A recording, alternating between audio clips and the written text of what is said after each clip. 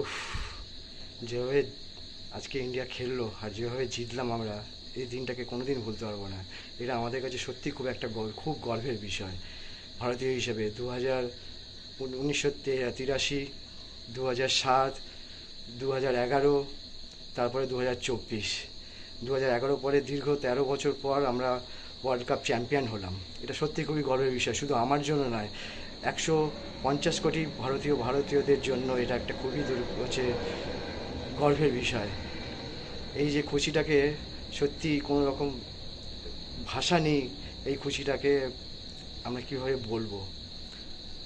সবাইকে খুবই এই হচ্ছে জয়ের জন্য সবাইকে অনেক শুভেচ্ছা। বিশেষ করে ভারতীয় ক্যাপ্টেন রোহিত শর্মা, বিরাট কোহলি, হার্দিক পান্ডিয়া, সবাইকে অনেক শুভেচ্ছা তাদের এই জিতের জন্য। তাদের জন্য আমরা একটা অনেক বড় উপলব্ধি আবার পেলাম। সত্যি ঠিকমতো কথা বলতে পারছি না এই জয়ের পরে। আজ এখন রাত প্রায় 1:30 বাজে। ভাবছিলাম যে আমার নিজের অনুভূতিটা কিভাবে প্রকাশ করব, তো শেষমেশ এই ভিডিওটা করেই ফেললাম। সত্যি খুবই একটা আনন্দের বিষয়। উফ, দীর্ঘ 13 বছর অপেক্ষার পর আবার আমরা চ্যাম্পিয়ন হলাম। 2023 ওয়ার্ল্ড কাপে ফাইনালে অস্ট্রেলিয়ার কাছে আমরা যেভাবে হেরেছি সেটা এখনও পর্যন্ত আমরা ভুলতে পারিনি। আর সেই অস্ট্রেলিয়া টিমকে আমরা সেমিফাইনালে হারিয়ে ওয়ার্ল্ড কাপের ফাইনালে উঠেছি। এটা সত্যি একটা অন্যরকম একটা আনন্দ।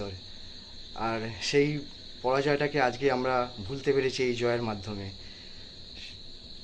সত্যি ভাষায় প্রকাশ করার মতো শব্দ নেই আমার কাছে।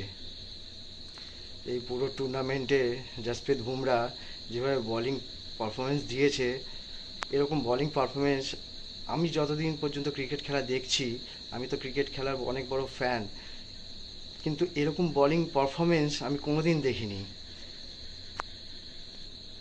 আর বিরাট কোহলি পুরো টুর্নামেন্টে হয়তো সেইভাবে পারফরমেন্স করতে পারিনি, কিন্তু হয়তো ফাইনালটাই শুধু ওরই জন্যই ছিল। Great Virat Kohli, you are great. সত্যিই তাই। আজকের ফাইনালটা আমরা বিরাট কোহলির এত বড় একটা পারফরমেন্স দেখার জন্যই হয়তো অপেক্ষা করছিলাম। বিরাট কোহলি এত সুন্দর খেলেছে আজকের ম্যাচটায়, সেই জন্য সে ম্যান অফ দ্য ম্যাচও হয়েছে। আর সঙ্গে আজকে ম্যান অফ দ্য টুর্নামেন্ট হয়েছে জসপ্রীত বুমরা। এই ম্যান অফ দ্য টুর্নামেন্ট প্রাইজটা পাওয়া তার জন্য সত্যি একটা বড় উপলব্ধি, এবং এটা তার পাওয়াই উচিত ছিল, এবং সে পেয়েওছে। তিনজন great legend player, Rohit Sharma, Virat Kohli আর জসপ্রীত বুমরা, এরকম লেজেন্ড প্লেয়ার যদি আমাদের ইন্ডিয়ান টিমে থাকে, তাহলে আমরা সবসময় আশা করব যে ইন্ডিয়ার টিম এরকমই ওয়ার্ল্ড কাপ জিতবে। এবং আগামীকালেও যে নতুন নতুন প্লেয়ারগুলো আমাদের ইন্ডিয়া টিমে খেলবে, তারাও ইন্ডিয়া টিমকে আরও এগিয়ে নিয়ে যাবে। রোহিত শর্মা সত্যি একজন গ্রেট ক্যাপ্টেন, সেটা আমরা আজকে আবার উপলব্ধি করলাম। রোহিত শর্মার মধ্যে একটা আলাদা রকমই কামনেস রয়েছে। যতই টাফ সিচুয়েশান হোক, যতই প্রেশার সিচুয়েশান হোক, ওই সেই প্রেশারটাকে ঠিক হ্যান্ডেল করতে পারে, সেটা আজকে প্রমাণ পেলাম। যখন অক্ষর প্যাটেলের 15 নম্বর ওভারে 1 ওভারে হেনরি ক্লাসেন 24 রান মারলো, তারপরে যে কেউ ভাবতে পারতো যে ইন্ডিয়া ম্যাচ জিতবে না, কারণ তখন 30 বলে 30 রান দরকার ছিল।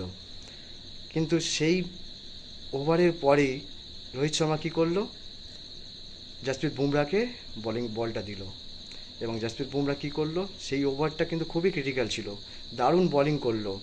উইকেট হয়তো পায়নি, কিন্তু ওভারে অনেক কম রান দিয়ে একটা হালকা করে হলেও একটা প্রেশার সিচুয়েশান তৈরি করেছিল। সেই প্রেশার সিচুয়েশানটাই অনেক কাজ করেছে যখন হার্দিক পান্ডিয়াকে পরের ওভারে নিয়ে এলো এবং হ্যানরি ক্লাসেনের উইকেটটা নিল। হ্যানরি ক্লাসেনের উইকেটটা কিন্তু খুবই গুরুত্বপূর্ণ উইকেট ছিল, কারণ ও যদি থাকতো তাহলে এই ম্যাচটা আমরা হয়তো জিততে পারতাম না। সঙ্গে ডেভিড মিলারও ছিল। ডেভিড মিলার তো আপনারা জানেনই কেমন বিগ সিক্স হিটার। তার পরের ওভারেই যখন আর্শদীপ সিংকে দিল, আর্শদীপ সিংয়ের যে দারুণ বল করেছে, দারুণ, জাস্ট বলা যায় না। আর সবচেয়ে ভাইটাল হচ্ছে সিচুয়েশন যেটা ছিল, সেটা হলো ম্যাচ জেতার জন্য যেটা সবচেয়ে বেশি জরুরি দরকার ছিল, সেটা হচ্ছে হার্দিক পান্ডিয়া লাস্ট ওভারে প্রথম বলেই ফুল টস বলে যখন ডেভিড মিলার লং অফের দিকে ছয় মারলো, ছয় মারতে গিয়েছিল, সেই বলটাকে যেভাবে ক্যাচ করলো সূর্যা কুমার যাদব, সত্যি এটা হচ্ছে মানে আগামী বহু বছর বহু কাল এই ক্যাচটাকে মনে করা হবে এবং বারবার এই ক্যাচের কথা মনে করা হবে। যেরকম কপিল দেব 1983 সালে ভিভ রিচার্ডসনে ক্যাচটা নিয়েছিল, যে কারণেই আমরা 1983 সালে ওয়ার্ল্ড কাপ জিততে পেরেছিলাম, ঠিক আজকেও ঠিক সেমই। ডেভিড মিলারের ক্যাচটা যদি সূর্যকুমার যাদব ওইভাবে ক্যাচটা যদি না ধরতো, এটা তো দুর্দান্ত ক্যাচ ছিল, আমরা কিন্তু ম্যাচটা জিততে পারতাম না, আমরা আবার হতাশ হয়ে পড়তাম এই ওয়ার্ল্ড কাপ থেকে। কিন্তু যাই হোক, যেখানে শেষ ভালো তো সেখানে সব ভালো। তাই ওয়ার্ল্ড কাপটা আমাদের জেতার ছিল এবং সূর্যকুমারের সূর্যকুমার যাদবের এই ক্যাচটা নেওয়ারও ছিল। তাই সেই কারণে আজ সূর্যকুমার যাদবকেও কিন্তু ভুললে চলবে না। আর সবচেয়ে বড় কথা হচ্ছে রোহিত শর্মা পুরো টুর্নামেন্টে যেভাবে খেললো, সঙ্গে বিরাট কোহলি, হার্দিক পান্ডিয়া, জাসপ্রীত বুমরাকে তো বলাই যায় না। পুরো টুর্নামেন্টে চারের ইকোনমিতে এরকমভাবে বল করা একটা অসাধ্য ব্যাপার। এরকম বলিং আমার হচ্ছে দেখা ক্রিকেট জীবনে দেখিনি, কখনো দেখিনি। জাস্ট অসাম, বলে বলে বোঝানো যাবে না এরকম ধরনের বোলিং পারফরমেন্স, একটা আলাদা লেভেলেই বোলার। আর জাসপ্রীত বুমরা সবসময় আন্ডার রেটেড থাকে। সত্যি করে জাসপ্রীত বুমরার মতো বোলার এই দশকে বা বলতে পারেন যে ওয়ার্ল্ড ক্রিকেটে এরকম বোলার সত্যি দুষ্প্রাপ্য। Hats off, hats off to you Jasprit Bumrah. Thanks Jasprit Bumrah, you chosen cricket, you being cricket, hats off. Finally we win the world cup, we win the world cup. Jai ho, let's go India, chak de India, jai ho.